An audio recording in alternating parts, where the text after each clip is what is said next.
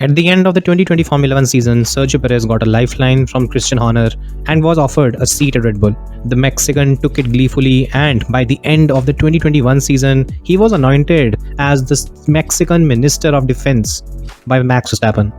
Well, 2 years later, everything has been turned upside down. Sergio Perez, a driver that was aiming for a title challenge at the start of the season, is currently looking behind him and hoping he does not lose P2 in the championship. Not only that, he's well aware that his seat is in danger. So much so that even in the public eye, there are many that are using quite harsh words against him. And it's not only the fans, it's even the F1 pundits as well. Many say that Valtteri Bottas was probably a better wingman to Lewis Hamilton because at least he beat him a few times, while Sergio has been unable to get that done. Now, it was precisely this discourse on social media that ultimately led me down this road where I researched and try to find out the answer to two particular questions. The first, is Sergio Perez a bad driver? And second, is Sergio Perez suitable for a Red Bull seat, or should he be dropped and replaced by someone else? To answer the question, we'll go through this format. First of all, we'll take a look at Sergio's career before Red Bull.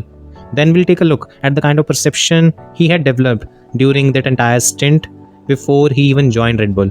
Then we'll take a look at how he performed at Red Bull and how he is currently perceived as a driver. Using this data and these perceptions and how consistent they are over the period, we will answer a specific question. Is Sergio Perez a bad driver? And whether it is yes or no. We'll use these analyses to ultimately answer the most important question. Should Red Bull replace Sergio Perez? So without further ado, let's get straight to it. Let's take a look at Sergio Perez's career before he joined Red Bull. Now, before Sergio joined Red Bull, he was part of 4 different teams. He made his debut in 2011 with Sauber, and he was part of the team for 2 years. Then he was promoted, or rather he got the opportunity to be a part of McLaren in 2013. From that point onwards, he moved to Force India, where he was part of the team from 2014 to 2018. Then Force India, well, it was renamed, rebranded, taken over, whatever you want to call it. It was rebranded to Racing Point, the team which he was a part of from 2018 mid-season till the end of the 2020 season.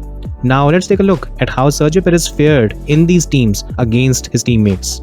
Now, before we proceed, the reason why I'm trying to look at his relative performance against each of his teammates is because I want to see and I want to analyze how Sergio Perez was perceived against each of these teammates and how his performances evolved over time. Ultimately, what I want to look at is, by the time he joined Red Bull, what was the perception that everyone had of Sergio Perez? And then we'll take it from there. So yes, first of all, let's take a look at Sauber. And at Sauber, he was teamed up with Kamui Kobayashi. Now, against Kamui Kobayashi, Sergio Perez was able to outqualify his Japanese teammate. In terms of races, the races where both of these drivers finished, Kobayashi outraced Sergio Perez 12 to 10. Then in terms of points scored, again it was Kamui Kobayashi who outscored Sergio Perez 90 points to 80 points. Then in terms of podiums, it was Sergio Perez that actually dominated. He secured 3 different podiums in 2012. The first of them was secured in a spectacular battle against Fernando Alonso in Malaysia in 2012. Then he had 2 more in Canada and in Monza, where he actually beat Fernando Alonso. Kamui Kobayashi also secured a podium in Japan. But overall, when it came to standout performances, Sergio Perez stood out. And as a result, he was hired by McLaren to replace Lewis Hamilton. Now next up, Sergio Perez was teamed up with Jenson Button, and unfortunately for him, it was probably a bit too early that he was promoted to a senior team in a senior role because he was pretty much outclassed. In terms of qualifying, he was still a bit competitive. It was 9 to 10 for Button. In races and in terms of points, Sergio Perez was nowhere close. He was comprehensively outperformed, and as a result, McLaren got rid of him. He was replaced by Kevin Magnussen at the end of the 2013 Formula One season. Now, at the end of 2013 Formula One season, Sergio Perez luckily got a seat at Force India, where he teamed up with Nico Hülkenberg. Now, for Sergio Perez, arguably it was these years at Force India and Racing Point that ultimately carved whatever perception and legacy he has in Formula One. Because during this time, he was able to put together some very impressive performances. He was teamed up with a very highly rated Nico Hülkenberg at Force India, and if you take a look at the head-to-head stats in qualifying, in races that both drivers finished, and in the number of points, you see how more often than not it was very close between the two drivers. In terms of qualifying, it was slightly more dominant towards Hulkenberg. It was 35 in his favor compared to 25 in Sergio's. In the races, it was 20 for Sergio and 24 for Hulkenberg. In terms of overall points, however, Sergio Perez was able to outscore Hulkenberg as he had 238 points to his name as compared to 226 for Nico Hulkenberg. And to make an even more definitive proof of how Sergio Perez proved to be the more standout driver at Force India, he had 4 podiums to his name as compared to Nico Hulkenberg, who had 0, who still has not had a podium in his career. Even though Hulkenberg was highly rated, Sergio Perez, with his ability to outscore Hulkenberg and then to have 4 podium positions as compared to none for Nico Hulkenberg, he was able to somewhat outshine his German teammate. Now, by the end of the 2016 Formula 1 season, Nico Hulkenberg left for Renault and he was replaced by Esteban Ocon for 2017 to 2018 season. Now, Esteban Ocon was a rookie at this point in time, and even though he was a rookie, he still had a decent performance against Sergio Perez. The two drivers clashed quite a few times. Even though it was Ocon's first season, there were quite a few collisions between the two drivers. And even if you look at the head-to-head, you can see that Sergio Perez was out-qualified by Ocon. In terms of races where both drivers finished, Ocon had a slight edge. However, again, in terms of points scored, it was Sergio Perez who was ahead. And then Sergio Perez also had 1 podium finish as compared to 0 for Esteban Ocon. Again, when it comes to scoring points and when it comes to having a standout result, Sergio Perez was able to be the driver that would stand out. Now, by the end of the 2018 season, Esteban Ocon had to leave the team because Force India was to be rebranded into Racing Point. Now, when that happened, Ocon was replaced by Lance Stroll. And well, a partnership of Lance Stroll and Sergio Perez, as you can expect, it was one-way traffic. You can take a look at any metric, and in all of them, there was one thing which was pretty common, and that was the fact that Sergio Perez pretty much dominated, even though both had 2 podiums each, which is actually a testimony to Lance having some strong peaks in 2020.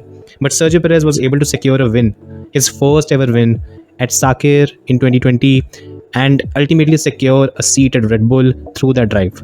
By the end of the 2020 Formula 1 season, Sergio Perez had different teammates and had a pretty impressive record that was somewhat improving from the time he debuted to the time that he reached a point where he was going to drive for Red Bull. Now, this is where first of all we reach a conclusion of how Sergio Perez was as a driver before he joined Red Bull. So basically, we are taking a look at the perception of Sergio Perez just at the end of the 2020 Formula 1 season. So in terms of how Sergio Perez had performed, there were a few things that stood out. First of all, he was a strong midfield driver. When it came to performing, when it came to getting the most out of a midfield car, he was able to get that done more often than not. Secondly, he tended to struggle in qualifying. Arguably, other than Kamui Kobayashi and Lance Stroll, 2 drivers that are probably not in the category of top tier drivers or maybe a tier below that, these were the drivers against which Sergio was able to hold his own in qualifying. Other than these 2, he struggled to keep up in qualifying against Hulkenberg, against Ocon, and against Button. And Button is actually not a great qualifier as well. Now, if we keep these 2 points aside, there was one third very important point, and that was Sergio's ability to secure a standout result. Throughout a season, there might be a weekend or 2 where Sergio Perez will be unstoppable, a weekend where he hooks everything up and secures a perfect result. It was these perfect results, these peaks, that helped him secure podiums in a midfield car. And that is what helped him stand out as compared to a Nico Hulkenberg, and maybe to an extent as compared to Esteban Ocon as well. So when Sergio Perez was entering Red Bull, this was the perception and these were the key takeaways that one had to keep in mind before one formed any kind of expectations for Sergio. Now when it comes to Red Bull and his stint at Red Bull with Max Verstappen as his teammate, I truly don't want to go into the race head-to-head or the qualifying head-to-head because they are demoralizing numbers. We'll just take a look at the number of race wins, number of podiums, and the number of points. Even here, to be honest, the gap is huge. Max Verstappen has almost double the podiums of Sergio Perez. In terms of wins, Max Verstappen has 38 wins compared to only 5 for Sergio Perez. And in terms of points, again, there's no comparison and not even worth taking a look at. It's just a massive gulf between the 2 drivers. However, when it comes to taking stock and maybe passing a verdict of Sergio Perez as a Red Bull driver, I think there are a few things that are going to stand out, and that could be related to how he was perceived even before he joined Red Bull. First of all, Sergio Perez at Red Bull, he struggles in qualifying. Secondly, he's inconsistent. He's not able to put weekends together every time like his teammate can. And third, he does have an ability to sometimes string together a perfect weekend. He did that in Baku earlier this season. He did that in Saudi Arabia. Last season, he did that in Singapore, where he beat Charles Leclerc. So there are weekends where Sergio Perez is able to string everything together. Now, this is where the eerie resemblance is there between Sergio Perez at Red Bull and how he was perceived before he even joined Red Bull. Overall, it's hard to say that there are too many differences. Sergio Perez seems to be the same driver who he was before he joined Red Bull and after he joined Red Bull. The reason why some of his shortcomings are getting highlighted a lot more is probably because he has Max Verstappen as a teammate. Arguably the best qualifier in F1, maybe other than Charles Leclerc. Arguably the most consistent driver, which makes Sergio looks inconsistent, and arguably a driver that tends to have no weaknesses, and that is what makes Sergio Perez's less than elite skill set get exposed even more. Now, coming to the question that we were trying to answer earlier in the video. The question is whether Sergio Perez is a bad driver. Now, the answer to that question is no, he isn't. He is a solid midfield driver with good racecraft. He struggles in qualifying, but he currently looks more average than he would have ideally, because at the end of the day, he has a benchmark of arguably the best talent on the Formula 1 grid right now.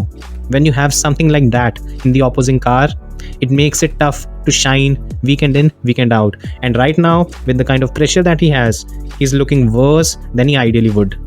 Now, with that out of the way, let's answer the second question. Should Sergio Perez be replaced?